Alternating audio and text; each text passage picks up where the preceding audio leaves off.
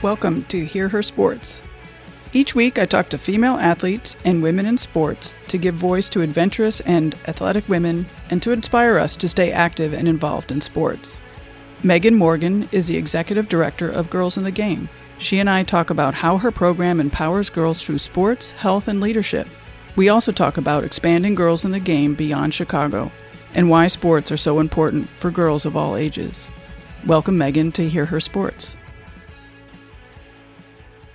How about introducing yourself and also Girls in the Game? Introduce Girls in the Game. Sure. So Girls in the Game has been around for 22 years, and we were started by a group of women in Chicago who attributed their success in life, so both personally and professionally, to their experience playing sports as girls. And they looked around, the landscape of Chicago and saw that the girls in Chicago just didn't have the same opportunities that they did when they were young to play sports. And so originally we were started as an organization just to give girls opportunities to play sports, so after school sports programs, a summer camp. But after a couple of years, it quickly became apparent that girls needed more than just sports, that they also needed the health and nutrition education and the leadership development. So a lot of those topics that really naturally go along with sports, like teamwork and diversity and, overcoming challenges, those were all officially incorporated into the organization's mission. And so now, Girls in the Game would never run a program that is like just a soccer program without also very intentionally having a health and nutrition component and a leadership development component. And our programs are really designed so that girls get involved at a young age. So ideally a girl will get involved with Girls in the Game at the age of 7 or 8 and then stay involved, until she's done with high school and even beyond. And so we have a variety of different programs that serve girls over the long term and year-round. And as the girls get older, the programs are much more leadership-focused. So when they're younger, it's a lot of kind of fun and games, and we're kind of sneaking in those other lessons. And then as they get older and are, more high school age, then the programs focus a lot on kind of seeing themselves as leaders and role models for younger girls. And so our high school programs, the girls learn how to lead workshops, and then they go out and lead workshops for younger girls in their community. So the high school program actually is involved in the younger kids' programs? Yes. That's awesome. Yeah, it's very cool, and it's something that we're trying to expand on a little more, recognizing that the teens are going to have much more of an impact on the younger girls because they're much cooler than we are. So, we can provide them with adult coaches, and that's great. But, when the teens come, especially when it comes to kind of that difficult middle school age, the middle school girls are going to respond a lot more to, high school girls coming and talking to them than they are adult coaches. So what kind of training are the high school girls who are going to be working with the younger girls? What kind of training are they getting? So they have to interview to be part of the program, and we don't tell them this, but basically, if they interview and take it seriously, they get in. It's not a very competitive program. But they, so they fill out an application, they go through an interview process, and then once they're accepted into Teen Squad, they go through 2 full days of training. So they learn, everything our adult coaches learn. They go through our best practices training, they go through curriculum training. They kind of get to choose, which topics they want to coach the younger girls. So there's a lot of kind of ownership of the program themselves. They're deciding which ones, which workshops they want to lead, and then when it comes to the individual workshops, they're kind of deciding who's going to lead what part of it. And so they're really getting to practice kind of being a leader among their peers as well as among younger girls. That's awesome. I also want to congratulate you for being named the new ED of Girls in the Game. Yeah, thank you. That's very exciting. Yeah, it is. So what are your immediate and long-term goals for the organization? Yeah, it's a great question. So Girls in the Game is currently in the first year of a 3-year strategic plan. So we went through a pretty long process last year of, kind of determining what our future direction was. And, a little bit of background on that. Before we had gone into that planning process, we had expanded a little bit outside of Chicago because opportunities came up. And so, we've always served girls across the whole city of Chicago, focusing mostly on the south and west side. But probably about 5 years ago, an opportunity came up for us to partner with Illinois State University and run some programming down in Bloomington, Illinois. And so we started doing that, and it's been going really well since then. A couple of years later, an opportunity came up through Under Armour, which is a partner of ours, and they're headquartered in Baltimore. And they had asked us if we would be interested in bringing our programming to Baltimore. Baltimore is a very similar city to Chicago. I mean, it's a lot smaller, but the school district works the same and faces a lot of the same challenges. So we were excited for the opportunity to go do some work there, and so we've been running after-school programs in Baltimore this is our third year there. And then last year, through another funding opportunity, we started doing some teen programming in Dallas, Texas. And so we kind of found ourselves in this position where we, had expanded a little outside of Chicago, but without like a real plan for growth. And we didn't want to find ourselves kind of 10 years from now just being in kind of random pockets across the country with no, larger plan. And so a lot of the plan was focused on, what does growth and expansion look like for girls in the game and what do we want to focus on. And so we came to the conclusion that, at least for the next 3 years, we're not looking to expand to any more cities besides the ones that we're already in, and that what we really want to focus on is, deepening our impact, so both within Chicago and our expansion markets, kind of reaching more girls that really need our programs, that can benefit from, our leadership programs, and also deepening our impact on the girls we're already serving. And so how can we serve those girls in more ways? And so what we'll be doing in our expansion markets is kind of working on expanding our whole continuum of programming. So for instance, in Baltimore right now, we're only doing elementary after-school programming, but we'd like to, also serve middle and high school girls in Baltimore. So we'll expand what we're doing in those cities, while at the same time kind of getting all the infrastructure that we need in place for future expansion ready. So making sure our training is easily replicable in different markets, making sure our curriculum is up to speed, just making sure kind of all our internal staffing practices are, where they should be. And then, even in Chicago, Chicago's where our heart is, and it's always going to be, where our heart is. And so we focused a lot on, reaching those girls that could use our programs the most. And that's challenging work because those aren't always the girls that are going to volunteer to sign up for our programs if we're at their school. And so last year we started doing some programming at the Cook County Temporary Juvenile Detention Center. So working with girls that are residing there. Some are there for only a few weeks. Some are there for more long-term, kind of depending on their case and their own individual situation. And so we found that work to be really rewarding and want to look at how we can kind of reach more girls who maybe are coming from tougher circumstances. I have a lot of questions for you after that. Sure. Yeah, I know. That was a mouthful. Yeah. So let's start. One of the main questions is, how are you managing from Chicago these long-distance programs so that they do remain part of Girls in the Game and remain consistent with what you're doing in Chicago? Yeah, that's a great question. So right now our method of expansion is through those university partnerships. So I mentioned in Bloomington, we partner with Illinois State University. In Texas, we partner with University of North Texas in Denton, Texas, which is right outside Dallas. And in Baltimore, we're in Towson University. And so the way that works is we have a partnership with the university where in all of those cases, we're kind of funding a graduate assistantship position, so within a department of the university. So, at Towson University, we're within the Women's Studies Department, and we fund a graduate assistantship. And then, so that person is getting paid to serve as our Girls in the Game coordinator, and their job is to recruit other students to serve as coaches for our program. We have someone here who manages those university coordinators, and she, talks with them weekly, either via phone or via Skype. They have kind of group meetings where they get to kind of talk with each other through conference calls so that they're, kind of sharing similar struggles and solutions to some of those issues. When we hire those people, we fly them into Chicago to go through our best practices training with our coaches here, so that they're going through the same training that all of our coaches here have. And then when they're training their coaches remotely, we have staff that fly out and help them train those coaches remotely. The curriculum is the same curriculum, and so we're confident that since they're going through the same training and getting kind of the same level of support as our coaches in Chicago, that the outcomes are the same. And in fact, we've partnered with Loyola University in Chicago for the past 10 years to measure the effectiveness of our program. And we've been lucky enough that Loyola has even been able to measure some outcomes in Baltimore and have found, similar outcomes to our programs here. Have you found any differences between the cities, between the population that you're serving, or some of the challenges, or any differences? Yeah, sure. I mean, so in a lot of ways, girls are the same wherever you go, but not, in every way. And so in Bloomington, it's a very different population than we work with in Chicago and Baltimore because it's a pretty rural area.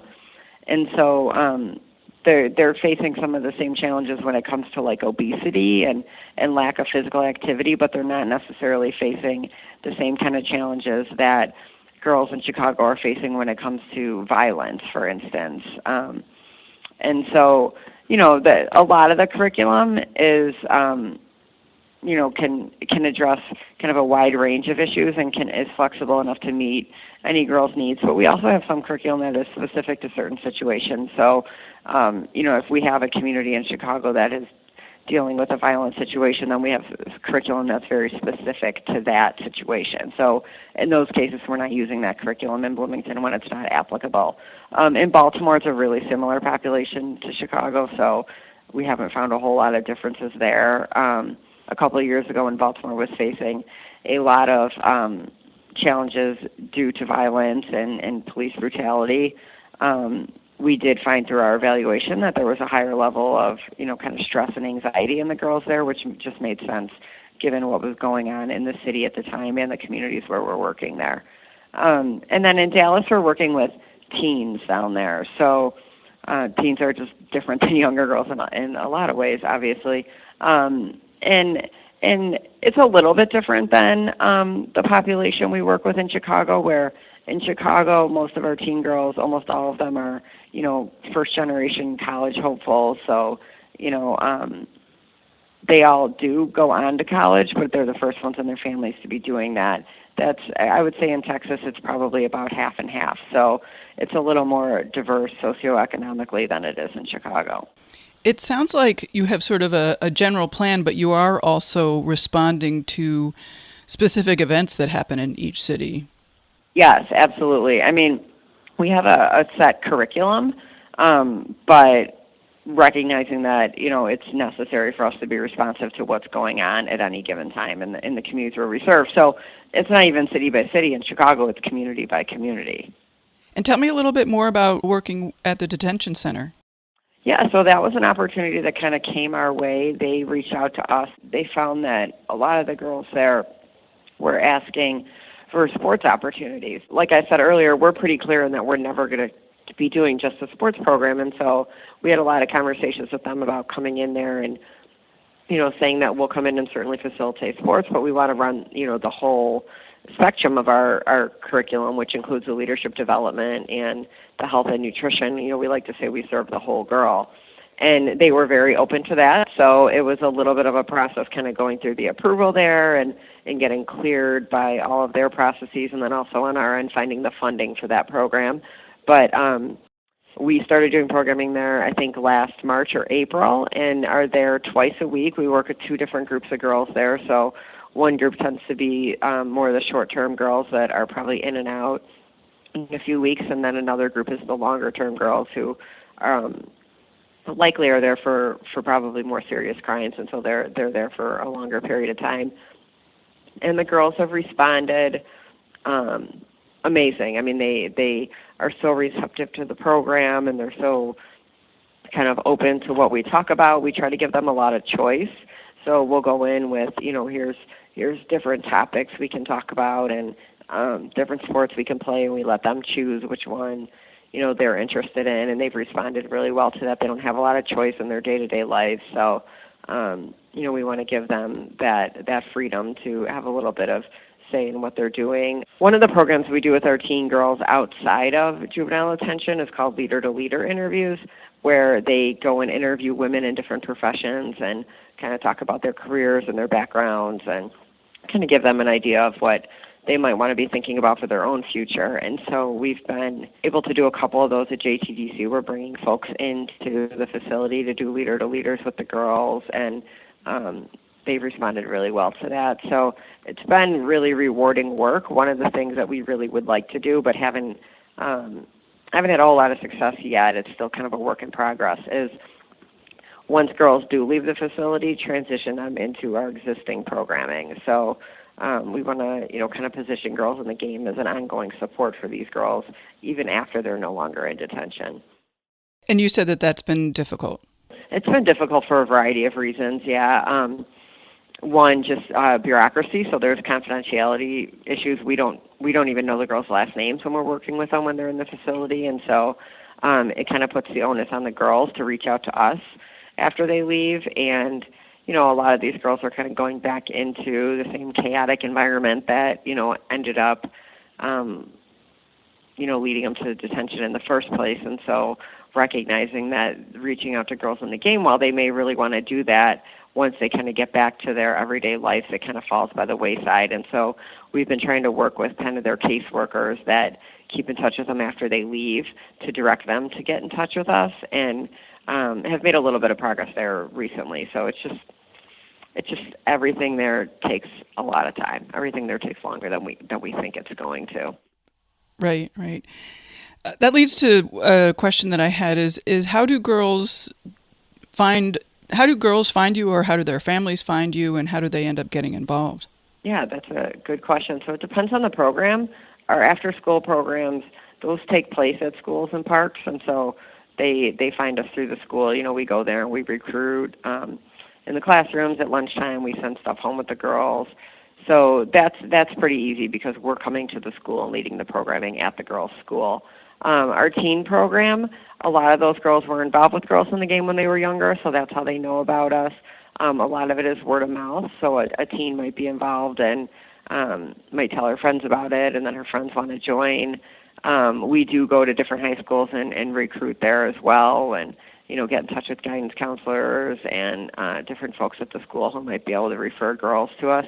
Our summer programs are not site-specific, so our summer camp takes place, at the park where our offices are, and we have buses that pick girls up from all over the city and bring them to our summer camp.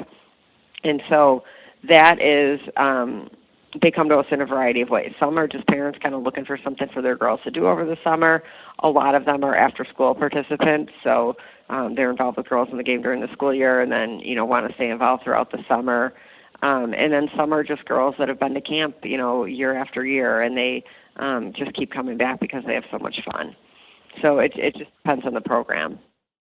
And are the girls that are involved in your various programs, are they excited to be there, or are they sort of reluctantly signed up by somebody else? They are excited to be there. I mean, certainly there's always exceptions, but for the our programs are voluntary, so girls are never required to be there.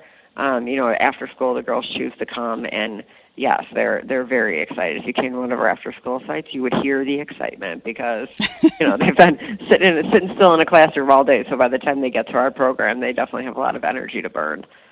But yeah, I mean they're excited at the younger age. It's easy at the younger age to keep girls involved. What one of the priorities for us right now is figuring out how to improve our middle school program, because we're finding that that's when we kind of lose a lot of girls, and a lot of girls drop off at that middle school age. And so right now we're doing a lot of focus groups with middle school students and trying to gather as much information as we can to figure out how to keep girls involved at that middle school age, recognizing that, kind of if they drop off at middle school, it's much harder to get them re-engaged once they get to high school. And I guess that was sort of the root of my question is that, how do you get the girls that are sort of on the bubble about joining or on the fence about joining? How do you get them to get involved or stay involved? One of the things that we are really proud of is that, our program is a safe space for girls, that all-girl environment is really important for girls to, be able to try new things without being nervous or afraid people are going to laugh at them. And we actually found through our evaluation results a couple of years ago that our programs actually enroll more girls that are overweight and obese than the general population of Chicago Public Schools. So what that's telling us is that, our programs are reaching girls that are traditionally very hard to reach. So a lot of these girls that probably are not going to go join the basketball team because they would probably be too embarrassed or nervous to try it if they're a little bit overweight and self-conscious, they find that our program is a safe space for them. And so that's really something that we emphasize. We're multi-sport, and so we think that helps as well, and that no girl is always going to be the star, no girl is always going to be the bench warmer. And so chances are the girl who's going to be the best one at basketball is probably not going to be the best one at rhythm and movement. And so I so love that you do, sorry to interrupt, but I so love that you do so many different sports, because I completely, yes, having a program that offers a real variety, that taps into a real variety of skills and abilities is awesome. Yeah, exactly. I mean, we always, make sure to point out, we're not a competitive sports program. We teach girls how to play a whole bunch of different things and hope that they find something that they love. But, they do the same sport for 3 weeks and then they move on to something new. And a lot of the sports, a lot of them are sports they probably played before, like soccer, but then, a lot of them are tennis. A lot of these girls have never tried tennis before, and doing yoga and lacrosse and flag football. And, at summer camp we do so many different sports. The girls will be out there playing ultimate frisbee and rugby and, just all kinds of things that they would never try otherwise. And having that, all-girl environment is really important to that. A lot of the schools will say, we'll come to them to talk about our program, and they'll say, girls in our school just aren't really interested in sports. But the reality is, if it's an open gym type environment where it's co-ed and they kind of throw a basketball out, the girls aren't going to play. You might have that one girl who's kind of the bold girl who will go play with all the boys, but for the most part, the boys are going to dominate that, and the girls are going to sit on the sidelines and watch. But, if you take them in a different environment and make it fun and safe and welcoming and encourage teamwork, then the girls are going to have fun and like playing sports. This is a good segue to my next line of questioning. Is I'm actually really selfishly thrilled that you're here talking to us, because it's a great opportunity for me to talk to you and learn about the fundamentals of why sports are important for females of all ages. So why are sports important? Well, there are so many studies that show that, successful women are more likely to have played sports as girls. And so, you can look at the surveys of, women in these C-suite professions, and overwhelmingly they've played competitive sports as a kid. And, for us, we, most Chicago public schools don't have sports for girls at young ages. And so, we recognize that if a girl's never tried basketball, she's probably not going to try out for the team when she gets to high school. It's just not going to happen. And so that's partly why, we strive to really just introduce girls to a whole bunch of sports. Girls who play sports are less likely to engage in risky behavior. They get better grades than other girls. They have more confidence. They, have higher self-esteem, and they're healthier. So healthier kind of inside and out.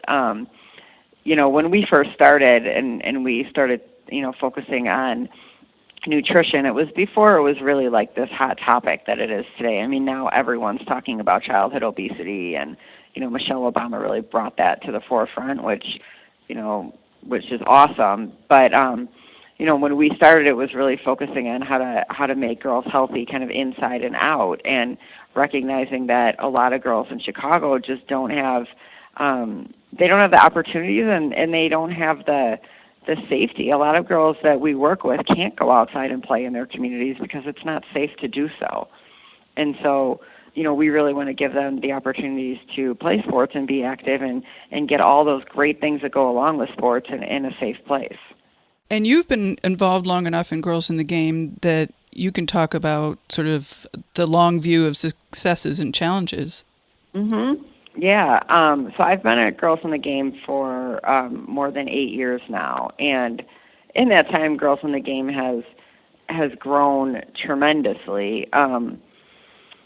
And it's in a lot of ways we've expanded what we're doing. We feel really good that we've deepened our impact, but we're still facing tremendous challenges. I mean, Chicago's a city that it's got a lot of problems right now.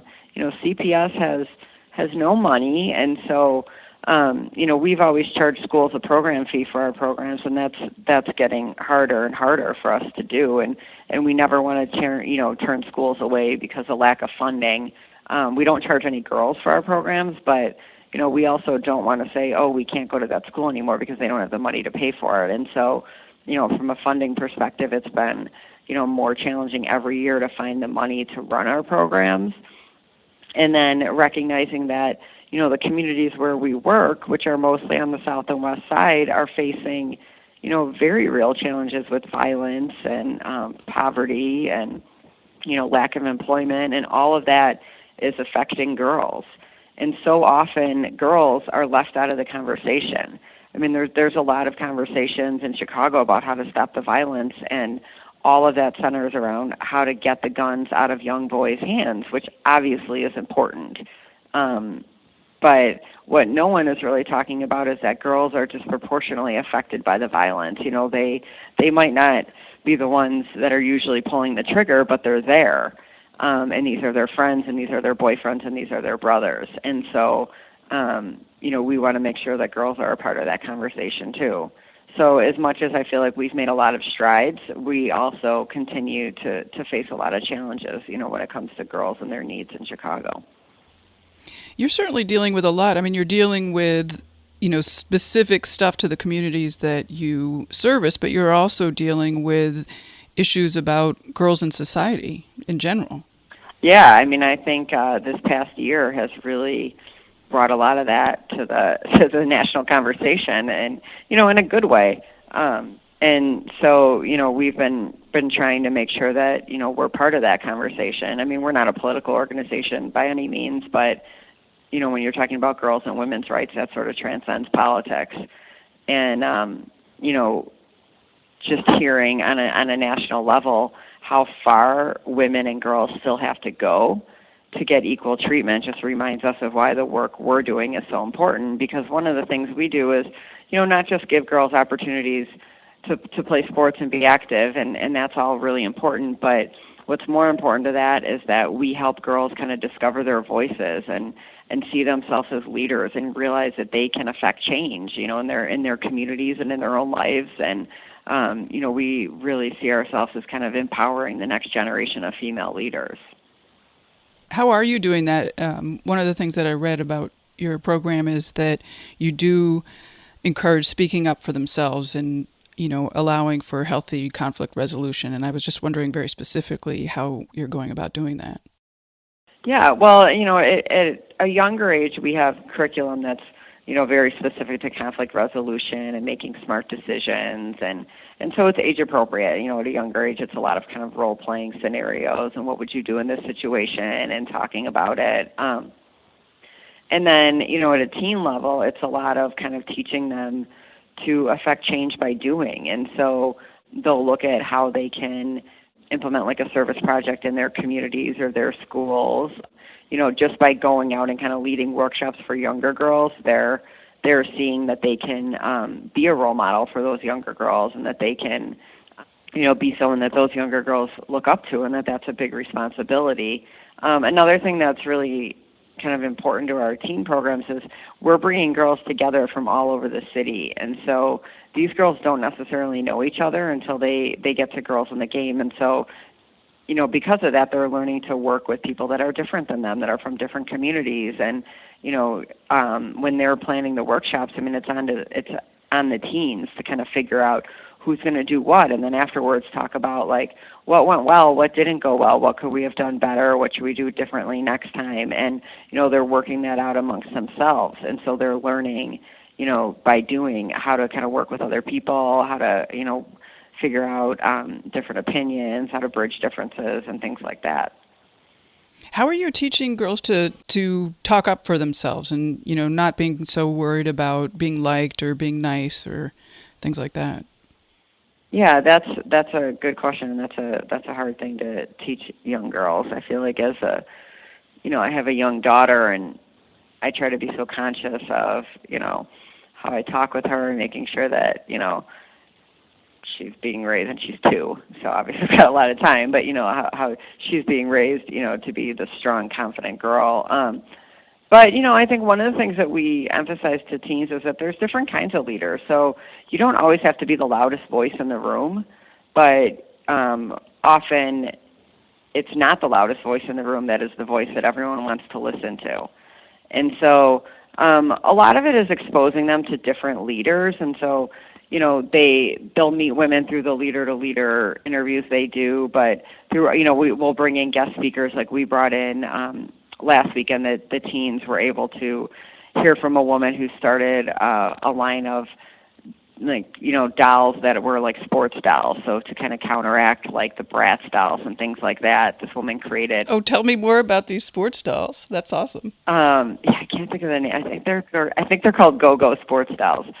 But it was interesting because this woman, has done really amazing things. She created this whole line because she saw a need, and then she wanted to do something about it. But the teens also pushed back on her. Her dolls were all white, and they said, okay, well, why don't you have any diversity in your dolls, and are you looking to do that? And so it was nice That's to fantastic. hear them sort of respectfully challenge her, like, what you're doing is great, but there should be more. And she handled it really well, and absolutely they're looking into it, and that's next on the horizon and all of that stuff. But right. But teaching Good them for that, them. But yeah, it's okay to question that. That you should ask those questions, and so a lot of it is kind of giving them the information, and then kind of asking the questions, and then kind of letting them think about it and talk about it amongst themselves, and introducing them to women in different fields and different ideas, and giving them the freedom to kind of take that information and do with it what they want. I bet exposure is a big factor in your program, just exposing the girls to different sports and exposing them to different mentors and different jobs and, career fields. I mean, Chicago is such a segregated city that often girls don't leave their own neighborhoods. I mean, they might live 2 or 3 miles from the Loop and never go downtown. I remember a few summers ago, I was downtown with a group of girls going on a leader-to-leader interview, and one of the girls, we were leaving the interview, and she said, oh, we need to get on the L here and hop on the Green Line. And I said, oh, that's great. I said, you really know your way around. You come downtown a lot. And she looked at me and she said, I've never been downtown except for with girls in the game. And it really struck me that, what we're doing is giving them more than just taking them to this interview, but, we're taking them outside of their comfort zone and kind of exposing them to a whole world that they would not be seeing otherwise. Right. And making it less scary. And this girl, not only had been downtown a number of times with the girls in the game, but was confident enough to tell me what L we needed to get on. Right. Right. that was something. What advice do you have for young girls or young women? Well, young girls, I would say to seek out leadership opportunities. So if it's not Girls in the Game, find some other program that, will give you an opportunity to grow as a leader. So often I think in high schools, it ends up being about the boys. So you cheer for the boys' sports teams, and the boys are the, president of the class, and the girls are kind of left in the background. So don't let that happen, and sometimes it's on girls to find those opportunities. And then for young women, I would say look for opportunities to be a mentor to young girls. Young girls need that, and there are a lot of programs that, allow you to do that kind of thing. Again, if it's not Girls in the Game, there's other programs. So it's really important that women support and help other women and girls. And it sounds like in your program, the Girls in the Game, that you make that a priority, is the girls helping the other girls. Absolutely. We didn't talk about your athletic background. What is your athletic background? Yeah, so I grew up in the suburbs of Chicago, and was lucky enough to grow up playing all kinds of sports. So I played softball, I played basketball, I played volleyball a little bit, but mostly when I was younger, I would say softball and basketball were my two main sports. And then as I got older, I still like to play sports for fun, but I think like most people, your opportunities dwindle as you get older. And now I find myself mostly running would be my sport of choice right now, I guess. So yeah, sports are definitely a huge part of who I was, and it wasn't until I came to girls in the game that I realized that girls in the city just don't have the same opportunities that girls in the suburbs have.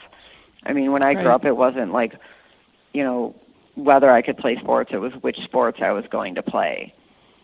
And that's just not the case for girls growing up in the city. And I also was fortunate enough, I went to an all-girls high school, and that certainly has had a huge influence on who I am. I feel really strongly about the all-girl environment and the benefits of that, and I think that also really led me to Girls in the Game, not only the sports piece of it, but the all-girls piece of it. Right, right. When I was talking to Summer Ann, she said that some of your areas of passion are subtle messages of girls received from society, talking about Girls in the Game program Instill Grit, and the importance of our program over the long term. Do you want to address any of those in a way that we haven't already? Sure. I don't think we've really talked a whole lot about the whole concept of grit, which, has become a bit of a hot topic in the last couple of years. What is grit? I didn't know what it was until our researchers from Loyola brought it up to me, and they kind of said, like, this is a hot topic, and it's something we can look at. And what it is basically that really intangible concept of, like, not giving up when things get tough. They did a lot of research on people who had succeeded in different fields. So whether it was like a Navy SEAL and, academia and all these different fields, and they found that the one overwhelming key to success was not like who's the smartest or the strongest. It was who doesn't give up when things get hard. And that's a really hard thing to teach kids. It's something that everyone can recognize is really important, but it's there's not a whole lot of clarity on, like, how do you make sure you're raising gritty kids. And we were able to do research to show that after being involved in our program, girls are grittier, so they're less likely to quit when things get hard. They're more likely to try new things. And we attribute a lot of that to kind of that safe environment and that we've created for girls. But that's something we're really proud of, because that is something that, one, will help girls overcome challenges, and two, is a future indicator of success in life. How is Loyola involved with the program? Is it mostly evaluation?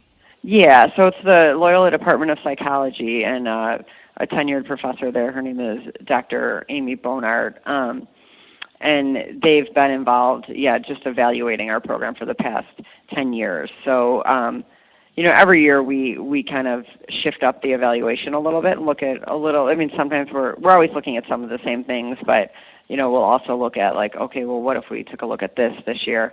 And one of the things they're working on with us right now is how to measure the impact of our programs over the long term. And so we have a lot of results showing that, after one session or 1 year of our program, so 10 weeks or 30 weeks, we can show positive results. But what we're looking at now is, like, if we can show that a girl is involved for 3 or 4 years, what are those results? So what is kind of that long-term involvement? What can we show there? And we don't really have any results yet, because it's going to take a couple of years to really do that, but that's something that we're focusing on with them a lot right now. Do you follow the girls once they leave your program and go off to school or jobs or whatever they do once they get out of high school? We do. A lot of the teens will end up working for us at our summer camp during their school breaks.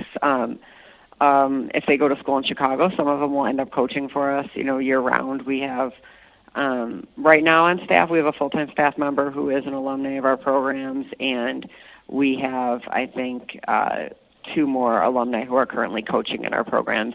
And then during the summer, basically our entire summer camp staff will be alumni that come back and coach for us. So yeah, we do stay in touch with them. We want them to stay involved in any way that works for them.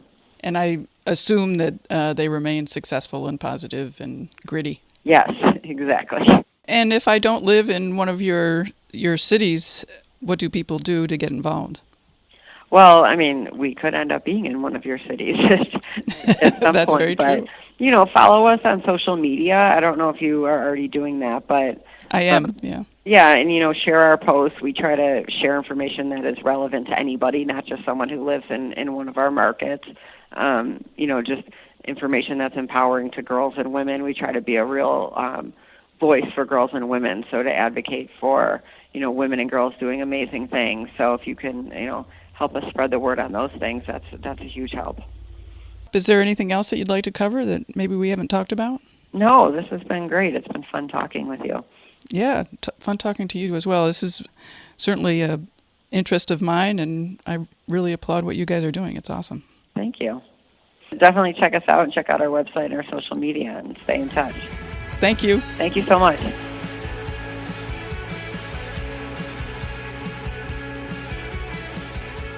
For the next couple of months, I partnered with Joy Machine's Bike Shop right here in Cleveland, Ohio. For Hear Her Sports listeners, they have offered a 10% discount on purchases up to $100. Find details on the membership page of hearhersports.com. Thank you, Joy Machines, Gold Mines, Leap, and Agnes Studio for your ongoing support. And thank you for listening. We are on social media at Hear Her Sports. For the past week, I've been posting about the fantastic and united U.S. Women's National Hockey Team. They are truly, truly my heroes right now. They did an awesome job negotiating with U.S. Hockey for better pay. Congratulations to them.